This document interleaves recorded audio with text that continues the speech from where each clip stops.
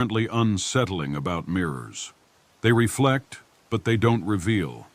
They're not quite real, but not entirely false either. They exist in that strange in-between space, offering a distorted view of the world we know. But for Evelyn, that in-between space wasn't just a curiosity.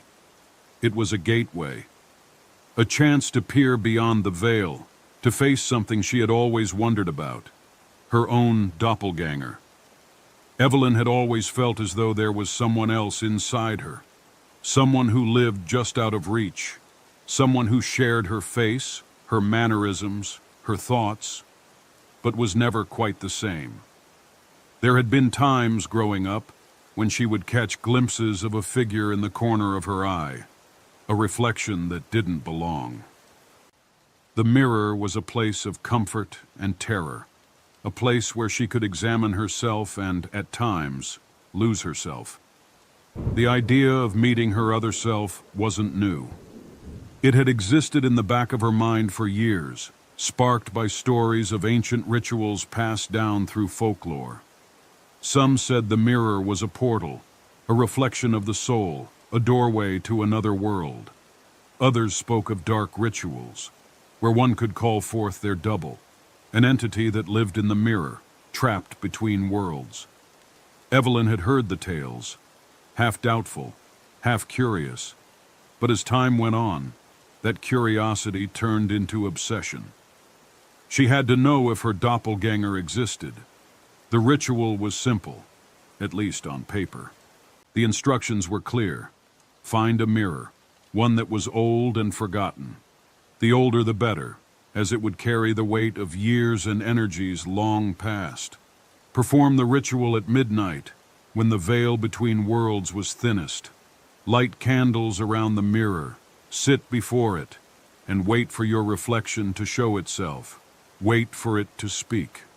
Evelyn had gathered everything she needed. A small antique mirror she had bought from an estate sale, a few candles, and a match to ignite the dark ritual.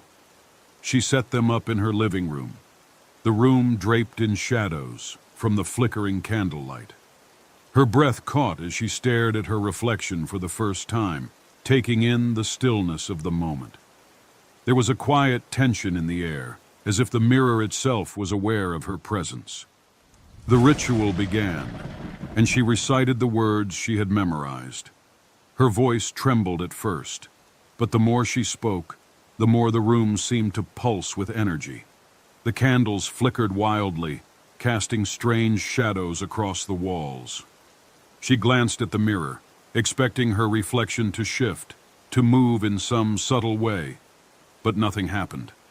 For a long while she sat there, heart pounding, staring at her reflection.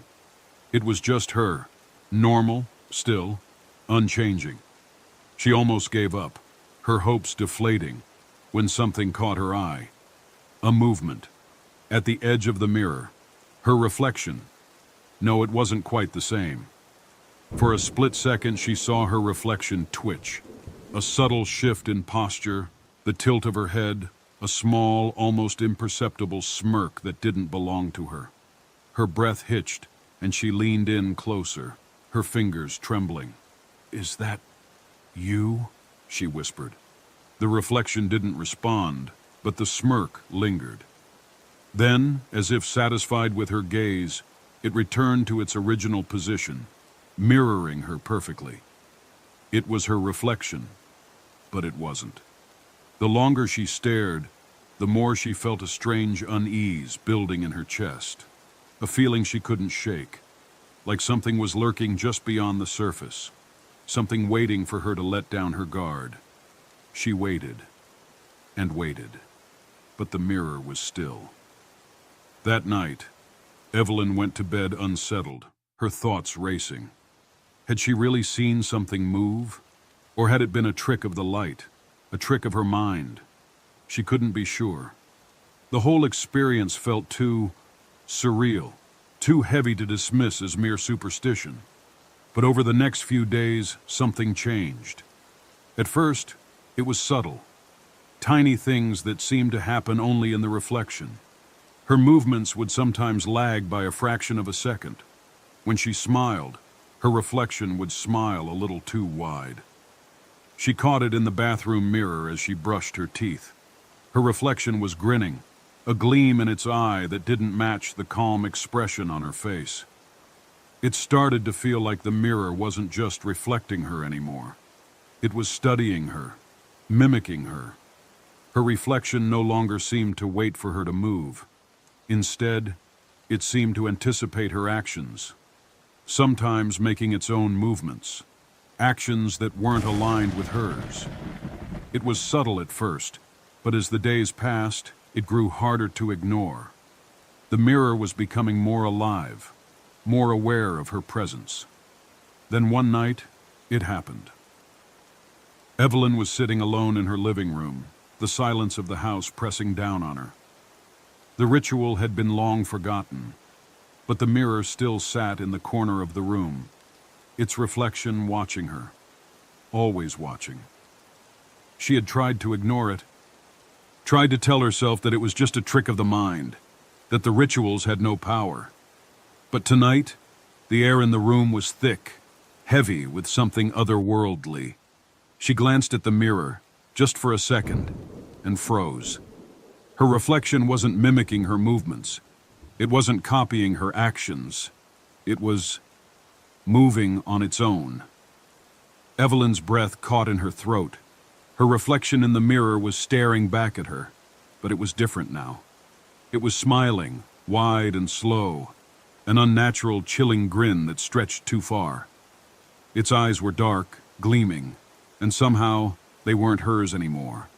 They were alive, filled with something far older, far more sinister. Her heart raced.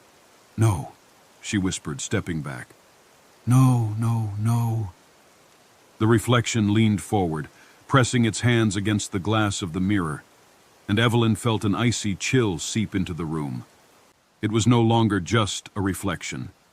It was something else, something that had been lying in wait, watching, learning, waiting for the moment when it could take its turn. The whisper came then, low and raspy, a sound that sent chills crawling down Evelyn's spine.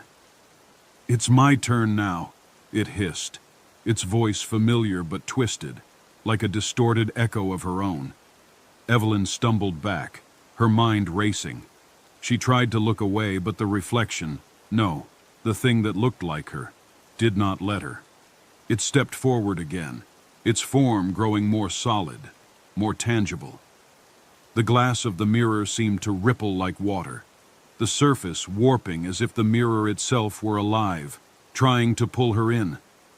Panic surged through Evelyn as she scrambled for the door, but it slammed shut in her face. She turned back to the mirror. Her reflection stepped out, its grin widening, its form breaking through the glass with sickening ease. It reached out, its cold fingers brushing against Evelyn's face. "You're mine now," it whispered. And as it stepped fully into the room, the lights flickered, plunging everything into darkness. Evelyn was never seen again. Neighbors would say they heard strange noises coming from her apartment, soft, rhythmic tapping at the windows, faint whispers in the air. But when they knocked on her door, there was no answer. All that remained was the mirror, sitting in the corner of the room, reflecting nothing but the stillness of an empty apartment.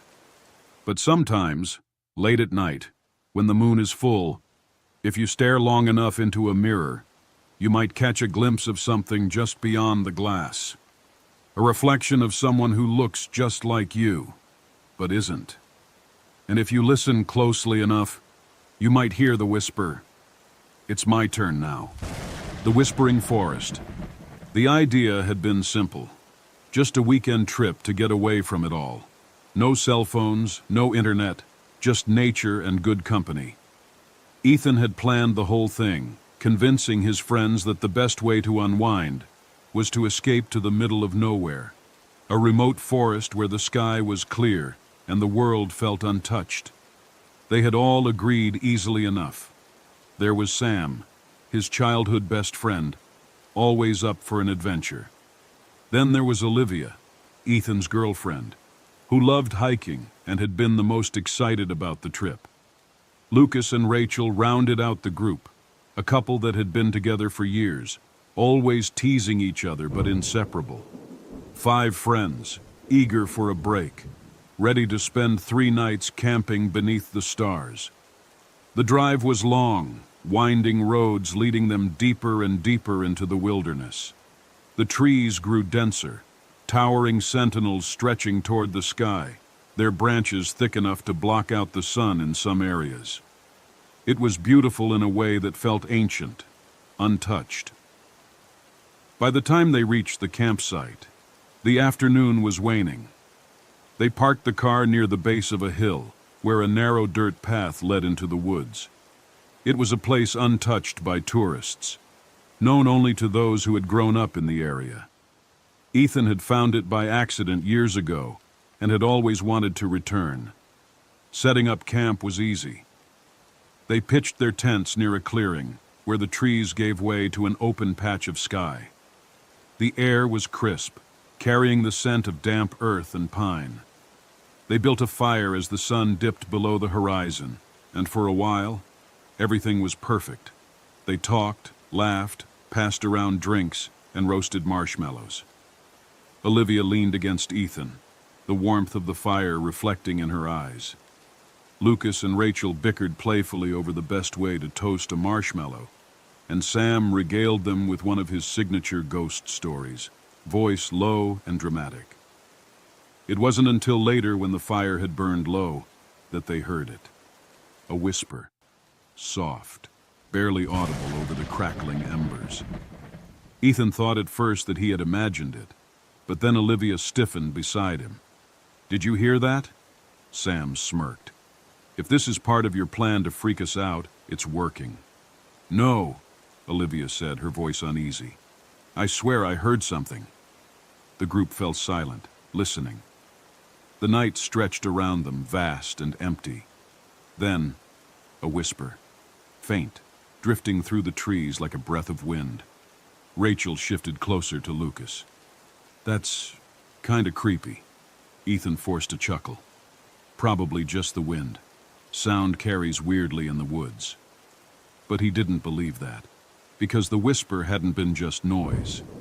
It had been his name. He stood, brushing off the unease. "Let's call it a night. We've got a long day of hiking tomorrow." One by one, they retreated to their tents, the fire reduced to glowing embers. But sleep didn't come easily. Ethan lay awake, staring at the fabric of his tent, listening. And at some point, in the stillness of the night, he heard it again. A whisper, closer. "Ethan." His breath caught. He turned his head, staring at the tent flap. His heart pounded in his chest. It had sounded like Olivia's voice. He swallowed hard and reached out, unzipping the tent just enough to peek outside. The fire was nearly out, the world cast in darkness. Olivia's tent was zipped shut. Everyone was asleep. Then who had whispered his name? A shiver ran down his spine. He zipped the tent back up and forced his eyes closed, willing himself to sleep. By morning, the night's unease had faded. The sunlight filtered through the trees, and the forest no longer seemed so ominous. They had breakfast, packed supplies, and set off for a hike, winding deeper into the woods.